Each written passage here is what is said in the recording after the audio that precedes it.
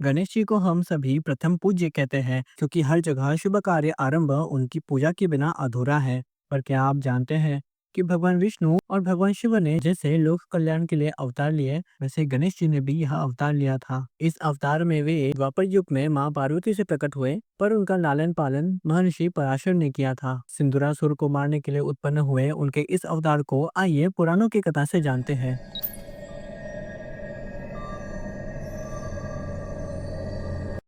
द्वापर युग चल रहा था। ब्रह्मा जी ने अपनी आंख बंद कर रखी थी।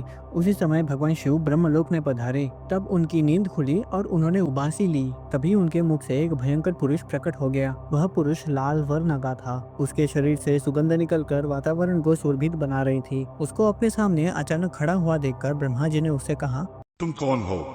प्रभु, आप सर्वज्ञ और समस्त ब्रह्मांड को उत्पन्न करने वाले हैं, फिर भी अनजान के समान मुझसे यह क्या पूछ रहे हैं? आपने जम्बाई ली, तभी आपके मुख से उत्पन्न हुआ आपका यह पुत्र। आप मुझे पुत्र रूप में स्वीकार करके मेरा नामकरण कीजिए। मेरे से क्या काम है, इसका मुझे निर्देश कीजिए। ब्रह्मा जी ने उसकी सुंदरता और विलित भाव को देखकर और उसका शरीर लाल रंग का है, इसके कारण उसका नाम सिंदूर रख दिया। फिर उसको तीनों लोगों को वश में करने की अद्भुत शक्ति प्रदान की। फिर कहा कि तुम्हें देवता, दानवों, यक्षों, मनुष्यों किसी से भी भय नहीं होगा। दिन हो या रात तुम्हें भय की प्राप्ति नहीं होगी। वह पुत्र ने आज्ञाकारी सेवक की तरह अपना मस्तक झुकाया। इसके कारण ब्रह्मा जी और खुश हुए और वे बोलने लगे, जब तू गुस्से में आकर किसी को भी अपनी विशाल भुजाओं में जकड़ लेगा, तब उसके शरीर के सैकड़ों टुकड़े हो जाएंगे। इसके बाद सिंदूर ने उनकी परिक्रमा की और वह पृथ्वी की ओर चल पड़ा। थोड़ी ही दूर जाने के बाद उसने अपने मन में सोचा, न जाने कितने जन्म के पुण्य जमा होने के बाद कठोर तपस्या करने पर ऐसे वरदान की प्राप्ति होगी, किंतु मुझे तो बिना जप तप और वेद पढ़े ही सहज में ही यह वर प्राप्त हो गया। कहीं ऐसा तो नहीं कि मेरे पिताजी ने मुझे वैसे ही बहला दिया हो, इसलिए मुझे इसकी परीक्षा देनी चाहिए, यह वरदान सत्य है या नहीं। ऐसा सोचकर उसने आसपास देखा तो कोई भी प्राणी उसे दिखाई नहीं दिया। तो उसने ब्रह्मा जी पर ही इसका परीक्षण करना तय किया। ब्रह्मा जी के पास जाकर वह अपनी भुजाओं को तोलने लगा। उसके हाव भाव देखकर ही ब्रह्मा जी उसके मन की बात ताड़ गए।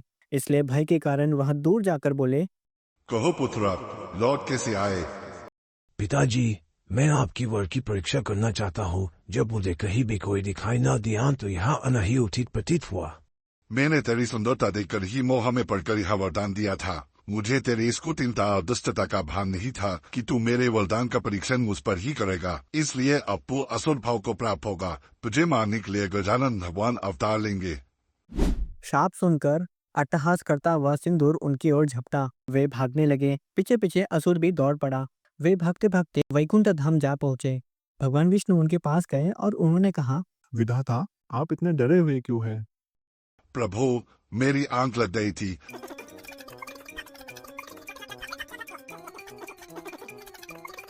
इसलिए उस दुष्ट से मेरी रक्षा कीजिए। आपने भी कैसा सुंदर वर दे दिया। दोनों में बातें चल रही थी कि दौड़ता हुआ सिंदूर वहां आ गया। वह ब्रह्मा जी पर झपटा। तभी भगवान उन्हें बचाते हुए उसे समझाने लगे, तुम बलवान हो, इसलिए इनसे युद्ध करने से तुम्हें यश नहीं मिलेगा। तुम्हारी अपकीर्ति ही होगी, और मैं तो केवल सत्व गुण संपन्न हूँ, इसलिए लोक पालन में ही लगा रहा। पर कैलाश पर्वत पर शिव जी निवास करते हैं। उन्होंने अपनी दृष्टि से ही कामदेव को भस्म कर दिया था। उन्होंने ऐसे ही बहुत से असुर मारे हैं। तुम जाकर उनसे युद्ध करो तो तुम्हें यश की प्राप्ति होगी। भगवान विष्णु का भ्रमित करता हुआ वचन सुनकर असुर खुश हो गया। वह शीघ्र ही कैलाश पर्वत पर जा पहुंचा। वहां उसने भगवान शिव को समाधि में लीन देखा। सिंदूर ने देखा कि एक योगी तपस्या कर रहा है। उसके अंग में भस्म लगी हुई है। भगवान शिव को खाली एक योगी समझकर उसने सोचा, इस दुर्बल के साथ कैसा युद्ध? इस प्रकार का छल करने के कारण विष्णु को ही दंड देना चाहिए। यह सोचकर वह लौट ही रहा था, तभी उसकी दृष्टि माँ पार्वती पर पड़ी। वह उनके रूप को देखता ही रह गया। उसने उनका अपहरण करने का सोचा। तब वह असुर उनको बलपूर्वक उठा ले जाने लगा। तब नंदी आदि ने भगवान शिव को जगाने का प्रयत्न किया। बहुत आवाज के कारण उनकी समाधि टूट चुकी थी। उन्होंने क्रोध में भरकर अपना 10 भुजी वेश धारण किया और त्रिशूल आदि अस्त्रों को धारण करके वे असुर के पीछे वेग से दौड़े। दोनों का युद्ध आरंभ हुआ। माँ पार्वती ने असुर की प्रबलता समझ ली थी, इसलिए उन्होंने मयूरेश का स्मरण किया। इस कारण एक अत्यंत तेजस्वी ब्राह्मण के रूप में वे प्रकट हो गए। सिंदूर जब जब शिव जी को अपने भुज पाश में लेने का प्रयत्न करता, तब तब मयूरेश अदृश्य रूप से अपने परशु का उसके छाती पर प्रहार कर देते। इसलिए कुछ समय बाद उस असुर की शक्ति क्षय हो गई। तभी भगवान शंकर ने उसके छाती पर त्रिशूल का प्रहार किया, जिसे वह सहन न कर पाया और धरती पर गिर पड़ा। सिंदूर ने अपनी पराजय स्वीकार कर ली, इसलिए महापार्वती को छोड़कर वह तुरंत पृथ्वी लोक के लिए चल पड़ा। तब माता पार्वती उन ब्राह्मण का रूप धरने वाले मयूरेश से कहने लगी। आप कौन है? तब भगवान मयूरेश ने अपना रूप प्रकट किया, वही रूप, वही गतिविधि और वही श्रृंगार जो त्रेता में उत्पन्न हुए पुत्र गणेश के थे। उन्होंने कहा, माता, मैं पुत्र के रूप में सदैव आपके पास हूँ। मैं इस सिंद्रासुर को मारने के लिए आपके पुत्र के रूप में पुनः अवतार लूंगा। उस समय गजानन नाम से मेरी प्रसिद्धि होगी। यह कहकर मयूरेश अंतर्धान हो गए।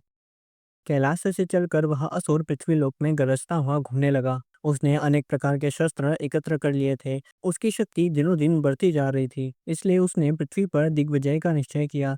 जिस राज्य पर वह चढ़ाई करता वह उसके अधीन हो जाती। जहाँ वो जाता उधर रक्त की नदियां बहा देता। उसका सामना करने की शक्ति किसी भी नरेश में नहीं थी। न जाने कितने तपस्वी उसने मार डाले। जो चुपचाप गुफाओं में जा छिपे थे वे ही अपने जीवन की रक्षा कर पाए। इसके बाद उसने स्वर्गलोक में चढ़ाई की और देवताओं को भी अपने अधीन कर लिया। देवगुरु बृहस्पति ने सारे देवताओं को समझाया। भगवान मयूरेश का स्मरण करो, वही इस संकट को दूर करने में समर्थ है। सारे देवता एकत्र होकर शांत और भक्ति भाव से बैठ गए और भगवान विनायक देव की स्तुति करने लगे। स्तुति करने के बाद उन लोगों ने घोर तपस्या की। कुछ ने निराहार रहते हुए, कुछ ने जल में खड़े होकर भगवान विनायक का ध्यान और नाम जप किया। देवताओं की कठोर तप से संतुष्ट हुए गणेश्वर उनके सामने प्रकट हो गए। उनका स्वरूप करोड़ों सूर्य के समान तेजोमय था। तब उन्होंने कहा, मैं सिंधु नामक उस असुर को अवश्य मार दूंगा। मैं भगवान शंकर के गृह में गजानन नाम से अवतरित होऊंगा।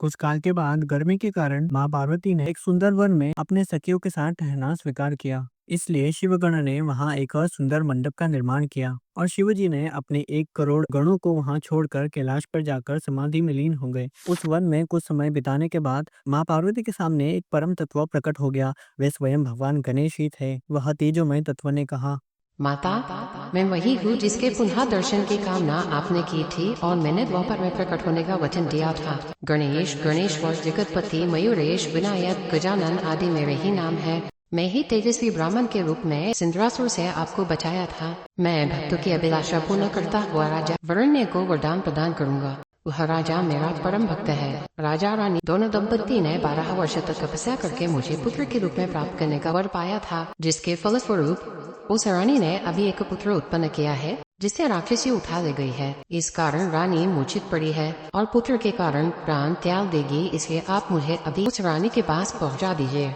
इतना कहकर भगवान गजानन एक छोटे से शिशु के रूप में हो गए। तब भगवान शंकर ने गजानन को रानी के महल में पहुंचाने के लिए नंदी को आज्ञा दी। नंदी ने माहिष्मती नगर में जाकर रानी पुष्पिका के समीप उन शिशु को लेटा दिया और चुपचाप वहां से निकल आए।